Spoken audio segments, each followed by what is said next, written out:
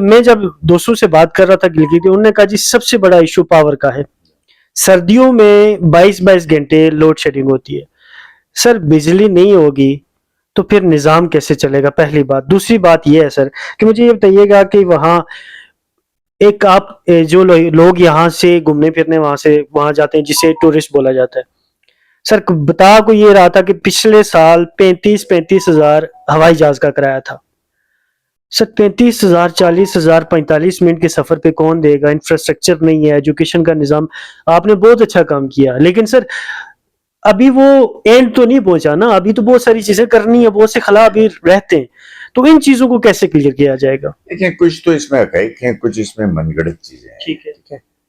مطلب اس وقت بھی اسکردو کا جو ہے نا، جو سیزن میں جو فلائٹس ہوتی ہیں وہاں پہ ایئر بلو بھی جا رہا ہے، پی آئی اے بھی جا رہا ہے. الحمدللہ ہم نے ہی، ہماری جماعت کو اللہ پاک نے توفیق دی کہ اسکردو ایئرپورٹ جو ہے اس وقت انٹرنیشنلی فنکشن ہے. جبکہ عمران خان صاحب وہاں اعلان کر کے گئے تھے اس کو انٹرنیشنل بنائیں گے، لیکن ایک اس نے فیول ٹینک وہاں نہیں لگایا، لینڈنگ کیپیسٹی بہتر نہیں کی، فیول سٹوریج وہاں نہیں بنایا، ہینگرز وہاں انہوں نے نہیں بنایا، جو اکوپمنٹ لگتا ہے انٹرنیشنل فلائٹ کے لیے وہ نہیں لگایا. وہ اللہ کا فضل ہے کہ وہ شہباز شریف کو اللہ نے توفیق دی.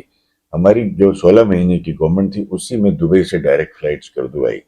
اب اس وقت ہفتے میں 2 فلائٹس اسکردو دبئی سے آ رہی ہیں، کراچی سے آ رہی ہیں، فیصل آباد سے آ رہی ہیں، لاہور سے جا رہی ہیں. یہ پچھلے 16 ماہ میں یہ کام ہوا ہے؟ جی ان 16 مہینوں میں ہوا. ٹھیک ہے.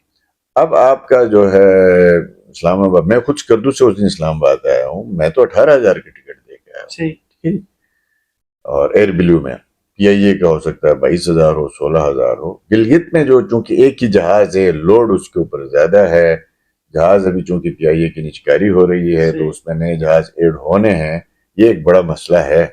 اور اس میں ہماری خواہش یہ ہے کہ 8-10 جہاز ڈیلی چلیں اور پرائیویٹ سیکٹر کے لوگ بھی آ جائیں تاکہ وہاں پہ کمپٹیشن ہو.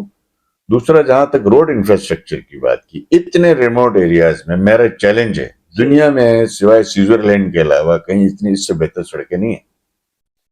گلگت اور اسکردو کے درمیان جو فاصلہ تھا نا وہ 11 گھنٹے کا تھا ہماری گورنمنٹ سے پہلے. نواز شریف صاحب کو اللہ پاک صحت تندرستی دے، اللہ کے فضل و کرم سے انہوں نے جو ہے وہ 54 ارب کا منصوبہ دیا، آج وہ 2.5 گھنٹے کا سفر ہے.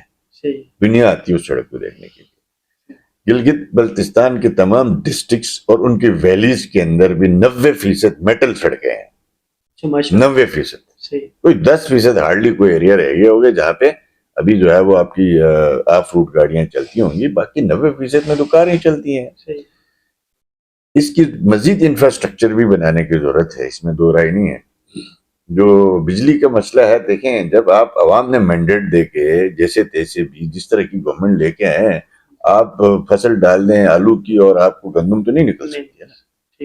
تو یہ جو یہ کہہ رہے ہیں ہمیں تو لوگوں نے ووٹ دیا تھا. تو آپ جب پچھلی گورنمنٹ نے نون لیگ نے ہر شعبے میں ترقی کی، ڈیولپمنٹ کی، تو آپ نے کہا نہیں ہم نے اس سے زیادہ ترقی ڈھونڈنی ہے، تو آپ نے جناب پی ٹی آئی کو ڈھونڈا. تو آج آپ کے 5-4 سال گلگت بلتستان میں ٹگے کا کام نہیں ہوا، اور جی ڈی میں جو نان ڈیولپمنٹ بجٹ ہے وہ ہم 34 ارب سے پورا صوبہ چلا رہے تھے، آج 70 ارب روپے کم پڑ رہے ہیں، نیا پروجیکٹ کوئی نہیں ہے.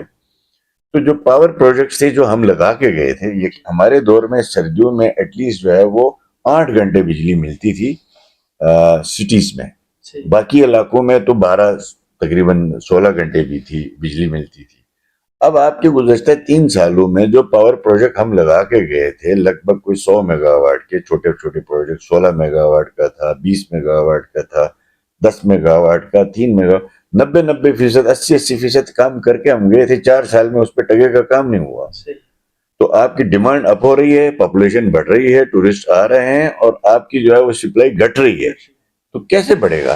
تو اب الحمدللہ ہم نے ان 16 مہینوں میں جو خان صاحب کے دور میں جتنے پروجیکٹ جو ہے وہ ڈسٹ بن میں ڈالے گئے تھے ان سب کو ہم نے نکالا ہے، اس پہ کام چل رہا ہے.